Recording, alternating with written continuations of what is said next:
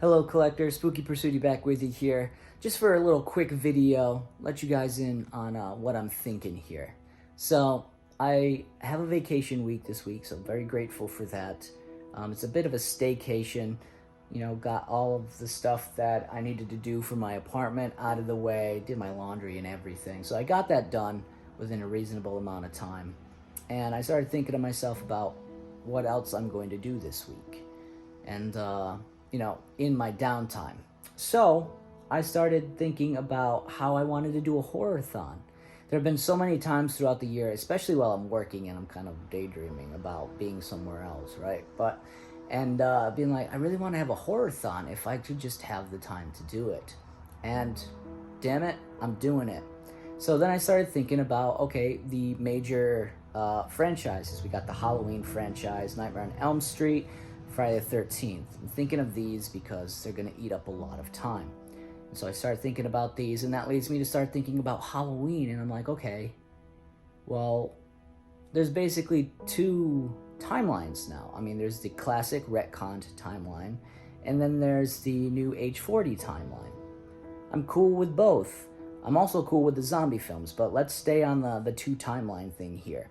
So I'm thinking to myself, okay, well, how am I going to watch this and have it be kind of a enjoyable linear experience for me, considering that both timelines still start with the original film? And so I'm like, okay, well, am I going to do it like Star Wars, where some people watch it based on when the movies came out? Some people watch it based on the numerical order. Some people switch out some episodes, leave one episode out, and then do the rest in the last couple in order. But I think I figured it out. So I'm going to show you guys some of my movie collection here. But yeah, I've got my Red Bull and some water to stay hydrated. I'm going to get some snacks, maybe some Nutella. Ooh, I love me some Nutella. But yeah, so this is how I'm going to do it. So back in 1980, NBC bought the rights to at least show Halloween on the TV. So they were going to show it on the TV, but they had to cut out some scenes that were either too violent or whatever. There's obviously like no blood in the film, but they had to cut out some scenes, and they needed to film a little extra content to fill some time. So hence you get the extended edition here featuring 12 extra minutes of footage shot for television. And they filmed that while they were filming Halloween 2. So these ones are like, I was going to say brothers or whatever, but obviously, considering the timeline, these would be we'll just say siblings. So, yeah, one right after the other. So I'd watch the classic one with the extended edition, and then move right into Halloween 2. Awesome steelbook here by Scream Factory / Shout Factory. Love it. And then we'll go into Halloween 4, The Return of Michael Myers. And then we'll go into Halloween 5. I love this tin case or steel case or whatever. I've had this for quite a while. I've actually had it longer than most of my horror collection. I got it back maybe even before there was an FYE, and it was a used used movie in their movie section.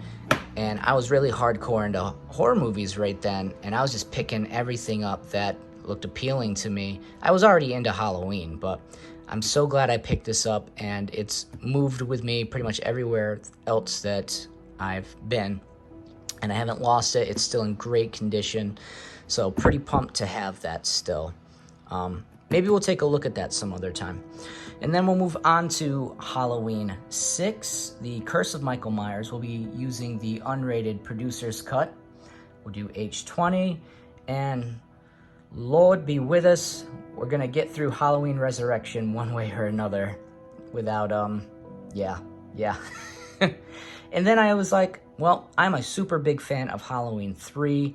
Obviously, it didn't get the reception that it deserved back in the day because people were not ready to be without Michael Myers. And so there was just a clashing of, ideas between the audience and what John Carpenter and Deborah Hill wanted to do with the anthology feel. So, but in time, this movie has garnered quite a following. Once again, another great steelbook here from Shout Factory / Scream Factory. And then I was like, okay. So that's my palate cleanser. And if I'm feeling especially saucy, I'll watch the zombie films before I move back into the original Halloween. So I'm going to watch the original film twice, but by the time we get there, you might as well. So I like using this 4K copy here. This is a great Best Buy Steelbook.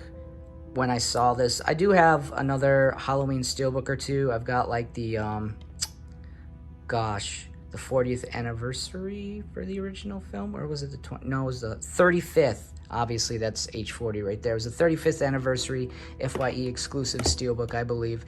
But this is like my favorite. So I've been using this 4K Steelbook here. You've obviously got Michael Myers on the front. Got that nice kind of brown sepia. And then Laurie on the back. I love it. It's like my favorite Halloween Steelbook right now. And then we'll obviously move into H40, and then we'll move into Halloween Kills.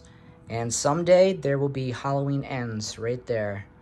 And wow, what a way to kind of wrap up an entire series that spans like, well, by the time we're done, it'll span almost 50 years.